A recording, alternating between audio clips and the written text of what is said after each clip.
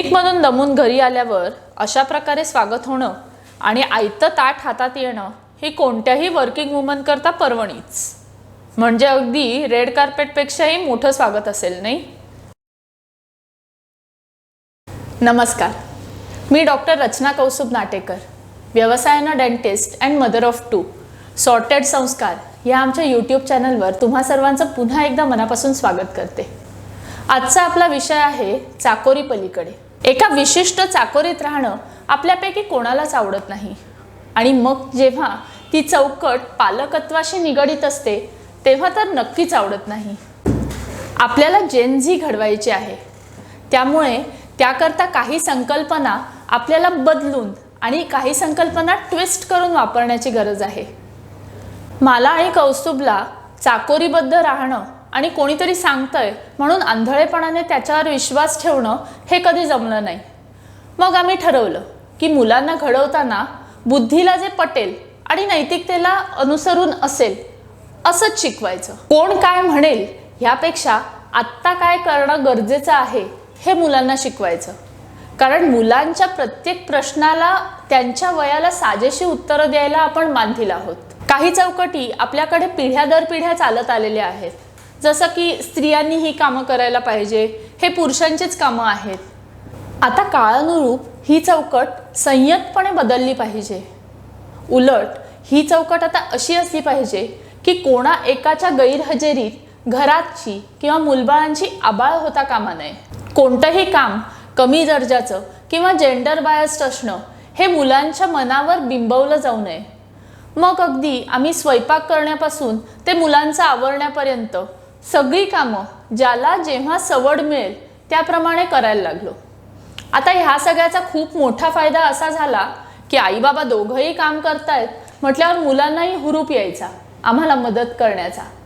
मग कधीतरी आई मी breakfast plate घेऊ किंवा मी कधीतरी मेहेरचा फ्रॉक आणून देतो असं म्हणत हृदय आम्हाला मदत करायला लागला. मग मेहेर कशाला मागे राहील, ती पण कधीतरी अंघोळ करायच्या वेळी स्वतःची खुर्ची ढकलत स्वतः घेऊन येते बाथरूममध्ये.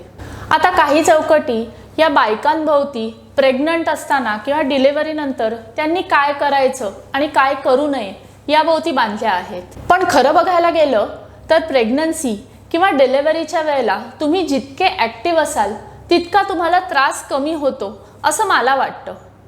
मी प्रेग्नन्सीच्या शेवटच्या दिवसापर्यंत ड्राईव्ह करत क्लिनिकला जायचे आणि शेवटच्या दिवसापर्यंत पेशंटसुद्धा करायचे. मला कधीतरी कौस्तुभ गमतीने म्हणायचा पण की तुला लेबर पेन चालू झालं तरी तुझं माझ्या वाचून काही अडणार नाही, तू जाशील तुझी ड्राईव्ह करत. हृदयची डिलिव्हरी थोडी लवकर झाली, त्यामुळे माझे सगळेच पेशंट अर्ध्यात अडकले होते. आता डिलेव्हरीनंतरच्या 15 दिवसातच मी क्लिनिकला जायला सुरुवात केली. पण ह्या सगळ्याचा मला किंवा हृदयला कधीही त्रास झाला नाही. प्रत्येक आईचा जीव तिच्या बाळाला घरी सोडून जाताना अर्धा होतच असतो. त्यावेळेला तिला जर कशाची गरज असेल तर भिवू नकोस, मी तुझ्या पाठीशी आहे असं म्हणणाऱ्या नवऱ्याची.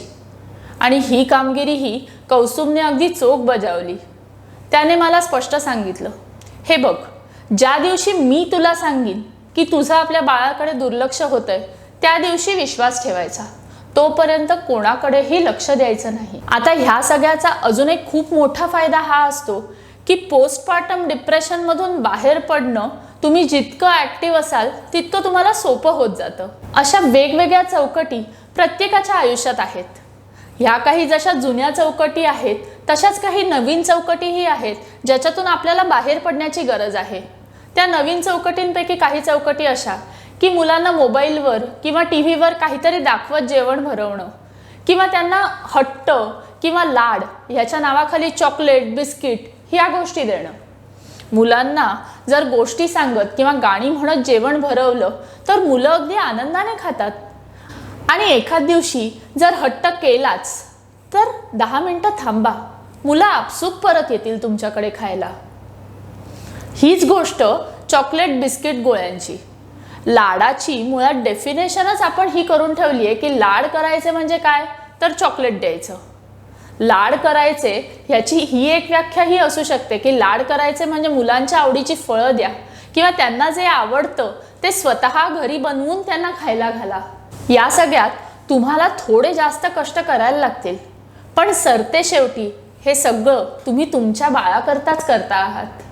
थोडक्यात काय तर त्यांच्या डोक्यात कोणतंही काम जेंडर बायस्ड असतं हे न बसवणं, प्रेग्नन्सी किंवा डिलिव्हरीनंतर जितकं जास्त ॲक्टिव्ह राहता येईल तितकं जास्त ॲक्टिव्ह राहणं, तसंच काही जुन्या चौकटी जशा आपण ओलांडल्या तशा नवीन चौकटी ओलांडणं आणि मोबाईल किंवा टी व्हीचा वापर मुलांसमोर कमीत कमी ठेवणं किंवा लाड आपण कशाचे पुरवतो आहोत ह्याकडे डोळसपणाने बघणं हे गरजेचं आहे.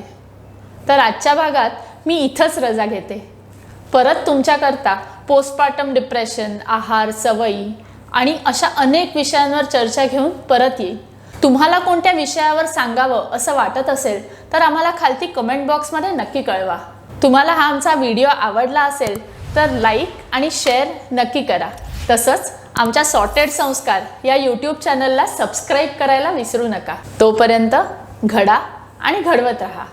Happy parenting.